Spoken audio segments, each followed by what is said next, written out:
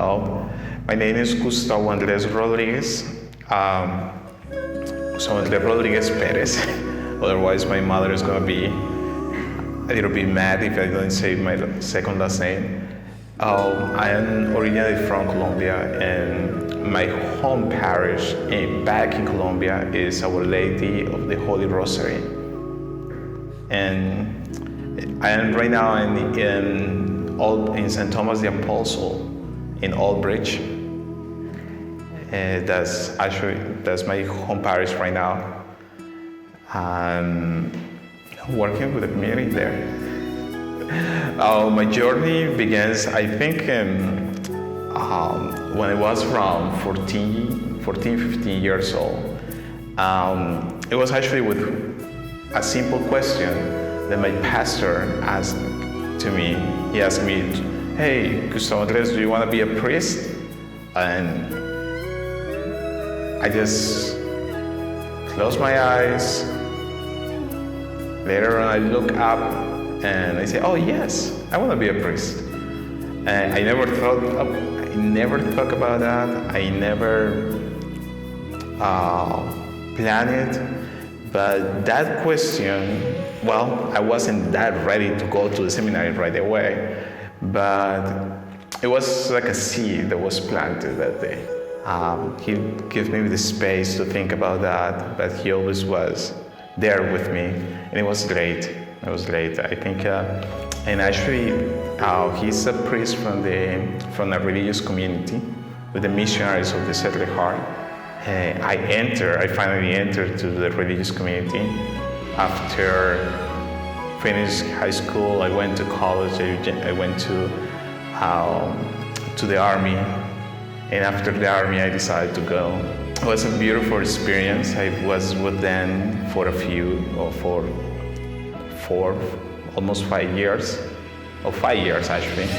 And after a long discernment,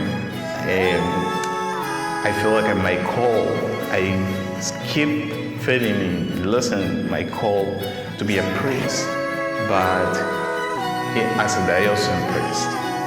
It was a wonderful experience with that religious community. I loved it, and I loved the charisma, but I feel like Jesus was calling me to serve in the diocesan church. And that's when I asked the community. They actually helped me to go through the process to live the community and also enter. They helped me to look around which is the diocese that I should apply. Because at that point I was living outside my diocese. I was living in another city. After a while, I decided to continue to do some studies, and before I look for a diocese, and I moved to Argentina. From Argentina, I decided to enter that in the diocese of Cordoba. Actually, I was thinking about that, but I was invited. Some priests from here invited me to go to come to the States and look at that as an opportunity to come here and preach the gospel here and there about their culture, contribute to with the church here. And well, here I am. It was no easy, because the first thing that I say was the first excuse, I don't speak English at all. And I always see that as something extremely difficult. But, the Spirit works. The Spirit decided to help me with the journey here. I came to the Diocese of Metuchen.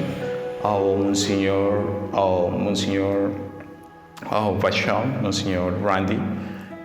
He was the vocation director at that point, and I got an interview with him, and he said, you have to discern about the diocese, and the diocese have to discern about you. And here I am. Yes, it has been the process a little bit long, but it has been a beautiful experience to me. I had the opportunity to grow in so many different ways that I never thought I will. And today I can see the fruit of all that hard work and also all, those decisions that I took that many times took me away from what my desires were. But I'm happy. I think I feel right now like my journey just started again. and I think the ministry as a priest, and I think that I learned that from being a deacon. Being a deacon opened the doors for me to preach the gospel, to be with my community in a different way. And I feel how the community trusts in my prayers, and how also I trust myself to their prayers, because their prayers have been an extremely important part in my journey. I'm always glad that when friends or just people in our communities just say, I'm praying for you, try hard, keep going, that we are praying for you. And that gives me a lot of hope and also a lot of energy, I will say, because I know that what I'm doing in the journey in which I am is not just my journey, it's a journey in which I've been adding more and more people in it. And yes, I'm looking forward to get ordained as a priest, but I'm also looking forward to see it work and serve all the people of God that have been my support during all these years. When you consider, or you are thinking about it, it's the time for you to discern, to reflect, to pray, and to ask God to help you to really understand what is He asking you.